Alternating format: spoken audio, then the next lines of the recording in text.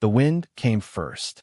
Not the gentle kind that cools the skin, but the kind that scours the earth raw, dragging dust across the plains like a warning whispered by the land itself. The sun hung low, bleeding red through the haze, when the girl ran out of nowhere. Barefoot, breathless, terrified, she burst into the path of the rancher's horse, arms flailing, voice tearing through the open air. "They hurt my mom," she cried. "She is sick." The horse reared violently. Hooves clawed the dirt. The rancher hauled the reins back with iron strength, boots digging deep until the animal settled. He loomed there in the fading light, a giant of a man, broad as a barn door, beard threaded with gray, a long scar pulling one side of his weathered face tight. Folks along the frontier whispered his name with care. Elias Crowe, a man known for his land and for his silence. He stared down at the girl. Her chest rose and fell too fast. Dust clung to her tears, and when their eyes met, something long buried inside Elias shifted, slow, painful, unwanted. He hadn't planned on stopping. He never did anymore. The frontier taught hard lessons to men who survived it. Don't linger. Don't ask questions. Don't carry other people's grief. Elias had lived by those rules since the war burned everything else out of him. But the girl's hands trembled as she clutched his stirrup. Her ribs showed through torn cloth. When she spoke again, her voice wasn't loud. It was worse. A whisper. "Please." Elias exhaled through his nose. Slowly, like a man bracing against a storm, he swung down from the saddle. That was the moment everything changed. The settlement sat a mile east, a scattering of leaning shacks, broken fences, and men who watched too closely.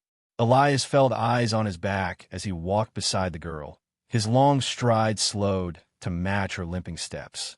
His hand never left the revolver at his hip. Her name was Lena. She spoke in fragments between breaths.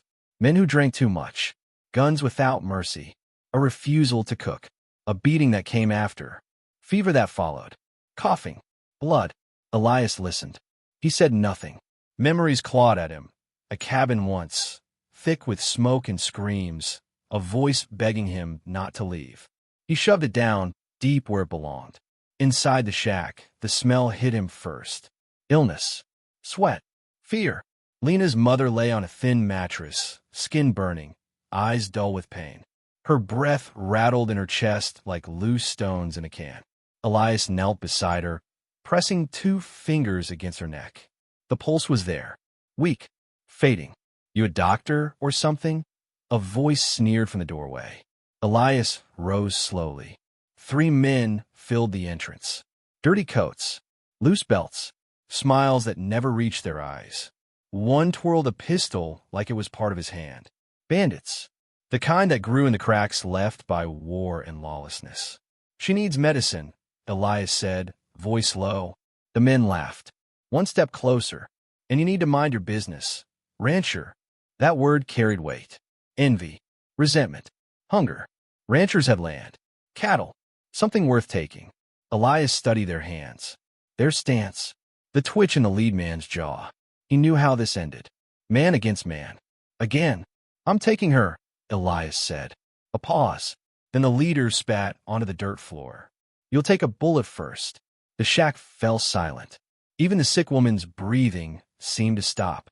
Then the gunshot came. Not from Elias. From outside. A scream ripped through the air. Everything exploded at once. Elias moved on instinct. Gun up. One shot. The closest bandit went down hard, blood blooming across his chest. Another lunged forward, but Elias slammed him into the wall with brute force. Wood cracked. The man slid down, gasping. The third ran. Elias didn't chase him. He turned back to Lena. She was crying quietly now, not the loud kind. The kind learned by children who know screaming doesn't change anything. "We're leaving," Elias said. Night swallowed the land as Elias wrapped the woman in blankets and loaded her into his wagon. He handed Lena a canteen and lifted her beside her mother. The horses snorted nervously, sensing danger in the dark. Elias looked once toward the settlement. He knew the men would come back. As the wagon rolled into the wilderness, the weight of his choice settled on him like a chain. He had stopped. He had listened, and the frontier never forgave men who did either. The storm arrived before dawn, rolling in without mercy. Thunder split the sky open, and rain slammed into the plains so hard it felt deliberate, like punishment. Mud swallowed the wagon wheels. The horses strained, muscles trembling, breath steaming in the cold air. Elias pushed them anyway, jaw clenched, shoulder burning from old wounds the weather never forgot. Behind him, the sick woman moaned softly. Her fever hadn't broken. Each breath sounded like it might be her last. Elias knew these lands, or he thought he did, but storms had a way of erasing certainty. Trails vanished. Landmarks drowned. Even a man built like a mountain could lose his way out here. Then he felt it. Not a sound, not movement, presence. Elias slowed the wagon, eyes scanning the ridgeline through sheets of rain. His hand slid to the rifle resting across his knees. The horses snorted uneasily. A shape moved along the rocks above them, keeping pace, never rushing, never falling behind. Not bandits. Bandits were loud, careless, hungry. This was different. Elias raised the rifle slightly. The shape stopped. No shot followed. No threat revealed itself. Just stillness, heavy and watchful. The rain fell harder. They traveled like that for hours, Elias pushing forward, the unseen presence pacing them from a distance. When the horses finally refused another step, Elias guided them into a narrow ravine where the rock walls cut the wind. He jumped down, checking the woman again. Her skin was scorching now. Lena knelt beside her mother, eyes red but determined, wiping her forehead with shaking hands. That's when the figure stepped into view. He emerged from the rock face as if the land itself had shaped him. Tall, lean, wrapped in worn buckskin darkened by rain. His hair was braided tightly down his back. In his hand rested a bow, not drawn, not lowered, just waiting.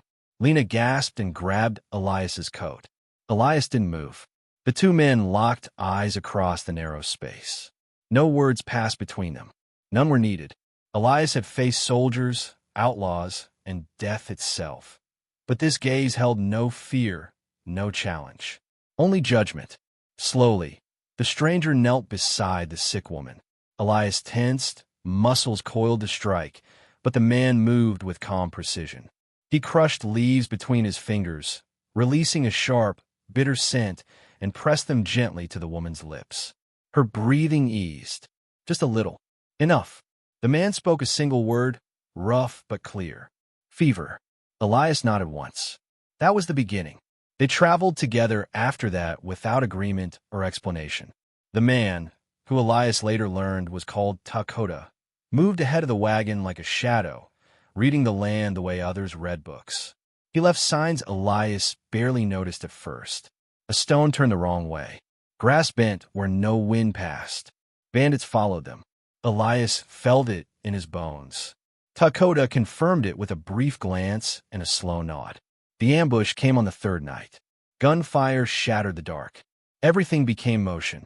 Elias fired from behind the wagon. Missed once. Hit once. A body fell hard into the dirt.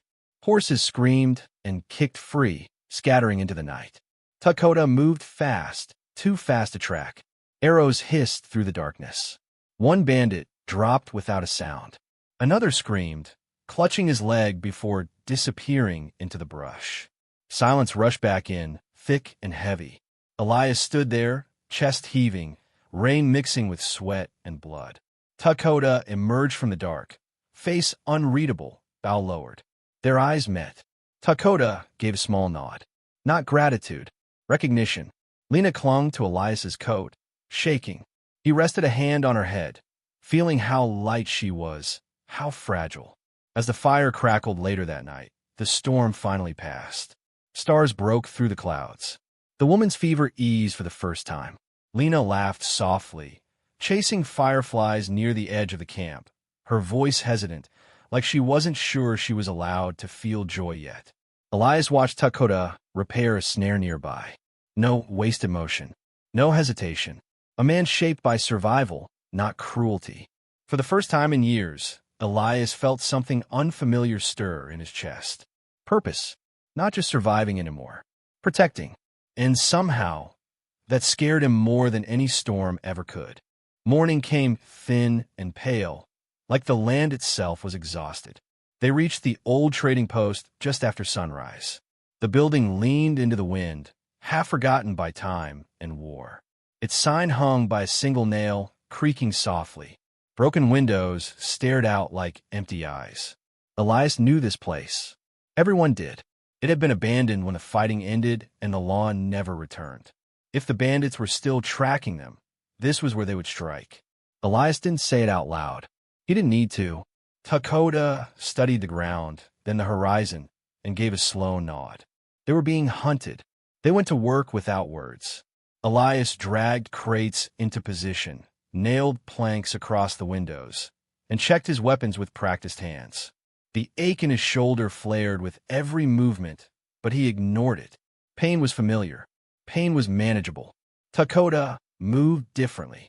He set traps where the ground dipped, strung wire low where a running man wouldn't see it, placed stones in patterns only he would recognize.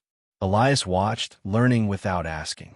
Inside, Lena helped her mother drink water, whispering stories to keep her awake. Her voice carried a fragile hope that made Elias's chest tighten. As night fell, a fire burned low in the hearth. For the first time, words passed between the two men. "Why help us?" Elias asked quietly. Takoda stared into the flames for a long moment. When he spoke, his voice was steady, stripped of anger. "They hurt your woman," he said. "They hurt the child. That was all." Elias looked down at his hands. Hands that had taken lives, hands that had also ridden past suffering without stopping. Shame settled heavy in his chest. The war had hardened him. The frontier had finished the job. Lena had undone it. Just before dawn, the dog started barking. Then the horses screamed. Gunfire followed. The attack came fast and violent. 7 men riding hard, firing wild shots as they closed in. Wood exploded under bullets. The air filled with smoke and splinters. Elias returned fire from the window. Short bursts. Controlled. One man fell from his saddle. Another went down screaming as Takoda's arrow found its mark. A bullet tore through Elias's shoulder. Pain flared bright and blinding. He staggered but stayed standing, teeth clenched, vision narrowing. He fired again. Outside, Takoda moved like a ghost. He struck, vanished, struck again. No wasted movement. No hesitation. Inside the post, Lena dragged her mother toward the cellar, tears streaking her face but her hands steady. Fear lived in her eyes, but so did resolve. The fight felt endless. Then it wasn't. Bodies lay scattered in the dirt. Guns abandoned.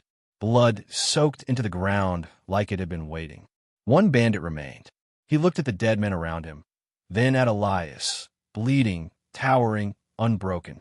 He ran. Elias raised his gun. His finger tightened on the trigger. Then he stopped. Slowly, he lowered the weapon. "Go," he said, his voice rough. The man didn't hesitate. He fled into the open land, fear driving him faster than any bullet. Silence returned. Only wind. Only breathing. Elias sank to his knees, the weight of it all crashing down at once. Takoda stood beside him, placing a steady hand on his shoulder. The cost had been paid, and nothing would ever be the same again. The woman lived. It wasn't quick, and it wasn't easy, but she lived. Days passed as her strength returned in small, stubborn pieces. The coughing faded. Color crept back in her face. Lena stayed close, never leaving her side, as if letting go might invite the sickness back. When the time came to move again, they didn't head deeper into the wild. Elias guided the wagon toward a small settlement near the river, quieter, guarded by men who still believed in keeping watch at night. It wasn't much, but it was safer than anywhere they'd been. They stopped at the edge of the trees just before sunset. Takoda dismounted first. He didn't make speeches. Men like him never did. He checked the straps on his pack, adjusted the bow at his shoulder, and turned toward the forest like it had been calling him all along. Lena ran to him and wrapped her arms around his waist without hesitation. He froze at first, then rested a hand lightly on her back. "Thank you," she said, her voice small but certain. Takoda nodded once. Then she hugged Elias too, tight, fierce, like she was afraid he might disappear the moment she let go. "You stopped," she said. When I asked, Elias swallowed hard. His throat burned worse than his wound ever had. Dakota met Elias's eyes one last time. No smile, no promise, just understanding. Some people were meant to walk beside you for a time, not forever. Then he turned and vanished into the trees, swallowed by shadow and leaves. Elias watched until there was nothing left to see. Life didn't suddenly become easier. The frontier never softened. Supplies ran low. Work was hard. Nights were still long. But Elias stayed. He helped rebuild a fence, fixed a roof, taught Lena how to ride, how to read the land, how to listen before acting. He chose to be involved, and in doing so, he became something new, not just a survivor, a guardian. Years later, when people spoke of the giant rancher who shocked everyone by standing his ground, they talked about the gunfight, the bodies, the blood. But Elias remembered something else. A barefoot girl in the dust. A whisper that broke through his armor. And the moment he decided to stop. Some believe strength is found in walking alone. The frontier tells a different story.